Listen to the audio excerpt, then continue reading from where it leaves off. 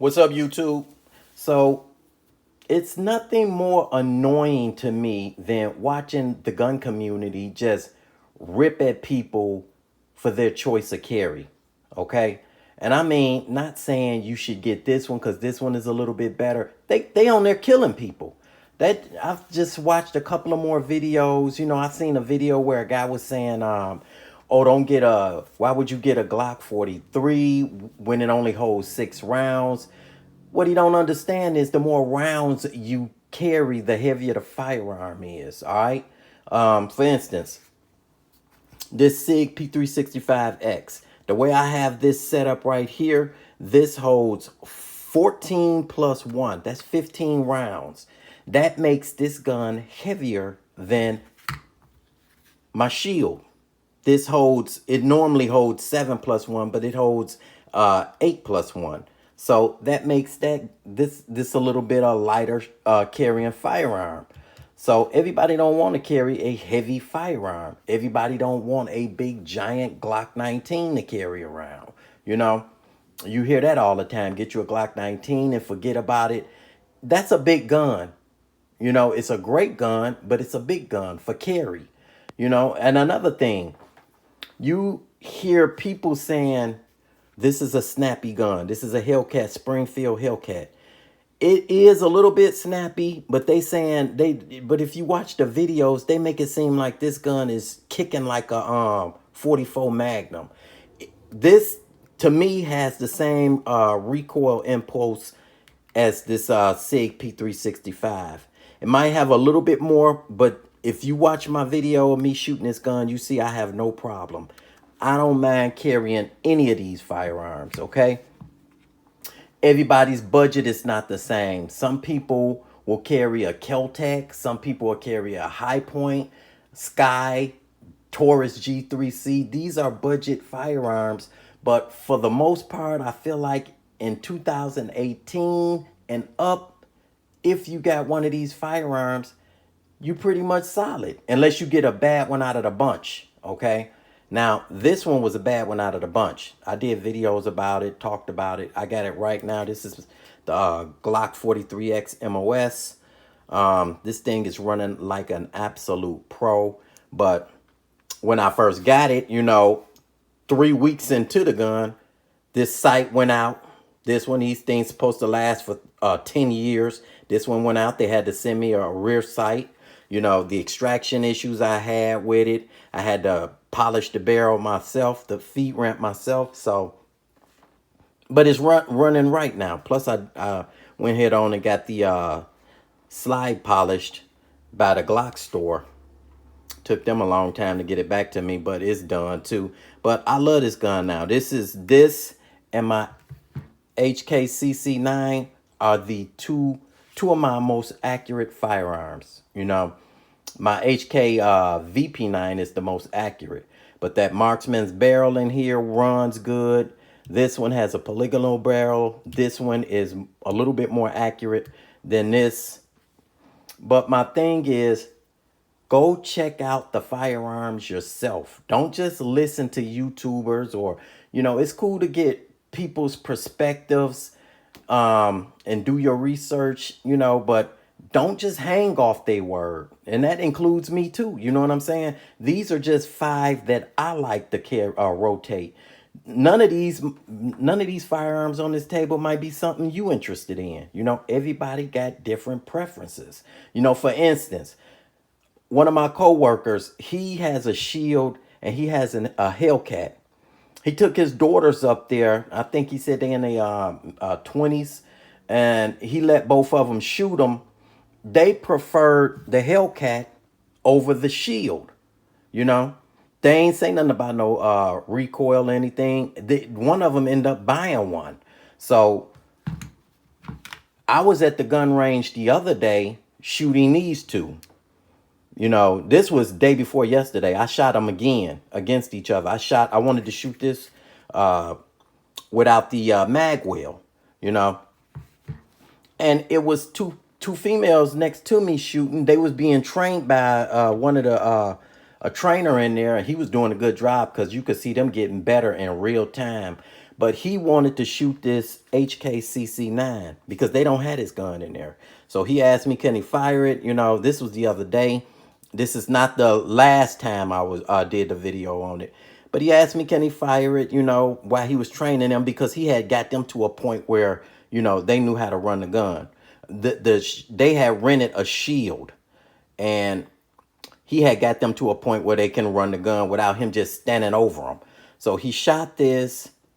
The females asked, could they shoot this? They shot it. They preferred the shield over this. Now, I don't know if that has anything to do with that was the first gun they rented. And a lot of times when you rent something, you get used to it. You know what I'm saying? And then something else different feels different or anything. But they preferred the shield over this, where he preferred this over the shield.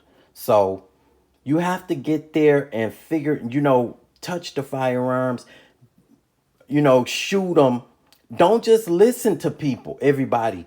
Don't listen, especially a lot of the sales clerks. You know, I know some of them, and I know one of the games which I've been a victim of is what they do at the gun stores is they try to, especially when you a newbie, they try to get you to buy a gun that's not selling that good. If that makes sense. What they'll try and do is say they'll try and get you to buy, like for me, they got me to buy a Glock 22.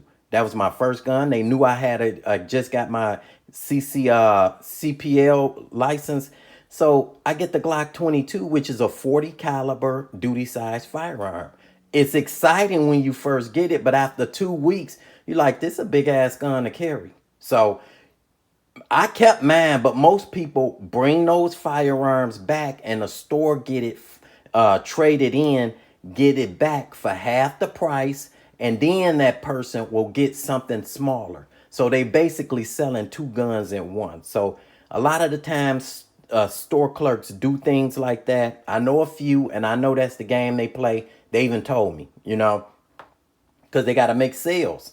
But you have to check, rent, do whatever you need to do. Don't just listen to people online, especially some of these bigger YouTube channels. You know, a lot of them I listen to as far as learning how to break down the gun, learning like Hickok 45. When I first started getting into guns, he was telling you where to hold, you know, how to look down the sights and stuff. All that stuff help.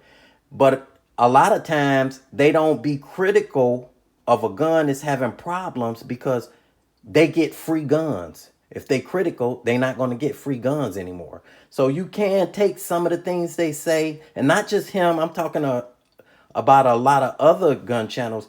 But you take some of the things they say with a grain of salt, but it's best to get there and check it out yourself. Now, for me, this is my go-to firearm right here, P365X. Love this gun. I've been carrying this HKCC9 because this is the latest one that I just bought, as you may or may not know. And I took the mag well off of this to go shoot it against the CC9, you know, to see if my finger was going to get pinched, because this will be the first time I shot the Glock 43X MOS with the Shield Arms mag without the mag well. Okay, before that, I kept the mag well on it, so my finger didn't get pinched like the OEM magazines. And I believe in every gun the chamber has been cleared in every gun. But I believe this is why my finger is not getting pinched without the mag well, because these bumps in the back on these Shield Arm magazines and this little lift here pushes up against the inside of the handle, causing it not to rock. So, and another thing, people was saying that you shouldn't carry the Shield Arm mags. And if you don't know what Shield Arm mags are, they are 15 round magazines for your Glock 43X or 48. I got 3 of them. All of them ran perfectly. I have, if you're wondering, I have 1,800 rounds in here. This gun right now has 846 rounds through it. I just ran it, went and shot it again with the Glock 43X. But this one has 1,800 rounds through it, okay? Now, 400 of those rounds went to the Palmetto State Armory 15 round magazines and the OEM, the two OEM magazines.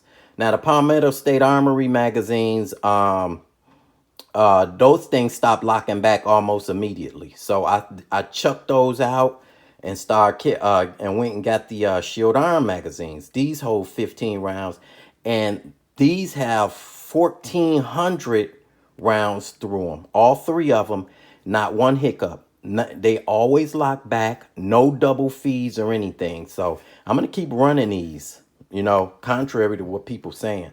So my main thing, the main point is go rent the firearms or go put your hands around and see if you're comfortable carrying it, holding it or whatever, shooting it. They all shoot different.